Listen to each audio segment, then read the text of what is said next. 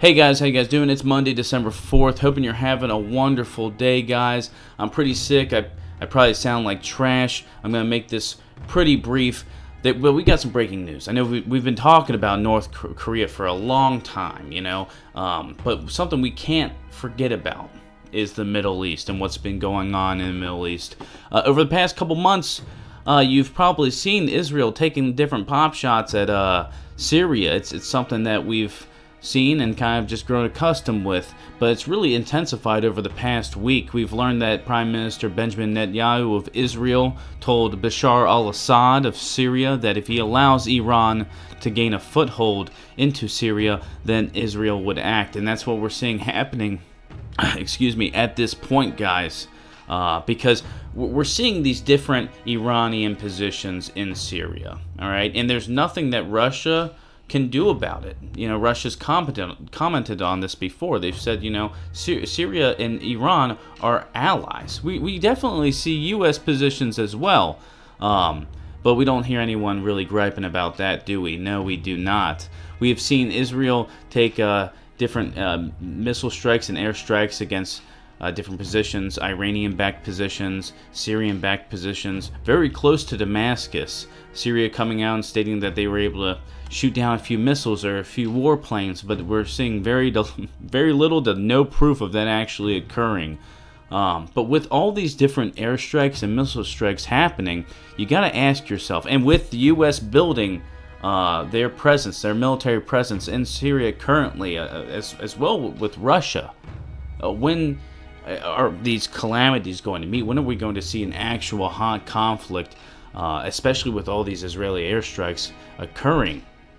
Because the Middle East, I know you guys, just because you guys don't hear about it on the mainstream media, does not mean it's not going away. Saudi Arabia and Iran, the proxy wars, those are still happening.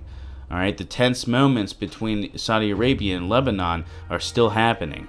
The tense moments between Syria and Israel are still happening, and we're seeing more and more missile strikes and airstrikes as the weeks go by. As Iran gets a greater foothold into Syria, we're seeing Israel ramp up these attacks. All right, Israel deems Iran as a threat, and in so they've made alliances with some characters that normally they wouldn't, like Saudi Arabia.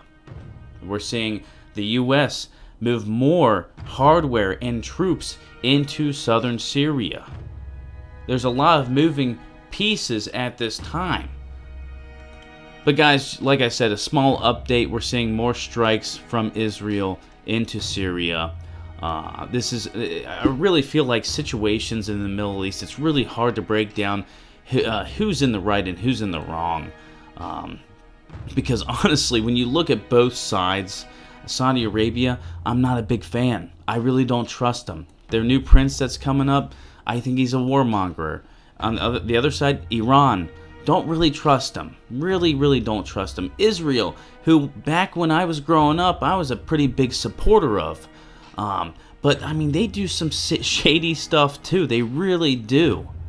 Okay, and you got to ask yourself, when you look at some of these Middle Eastern countries, before they get the interventionists of the United States of America or Russia or different countries like Saudi Arabia or Israel get into them, these are vibrant cultures, vibrant countries, and then the mainstream media feeds you some basically big BS.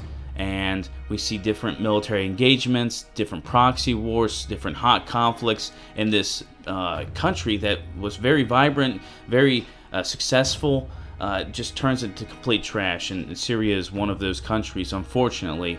And honestly, it does not seem like war is behind them. I know Russia, Putin, and Bashar al-Assad both came out and said that the civil war is almost over, but I think it's pretty easy to see that conflict in Syria is not going to be an old stranger. It's going to stick around, and we're going to see a new hot conflict between several different countries, including Israel and Iran.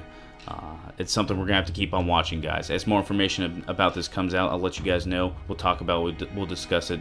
Have a few beers, guys. Say a few prayers. And as always, guys, keep your eyes to the skies. Thanks, guys.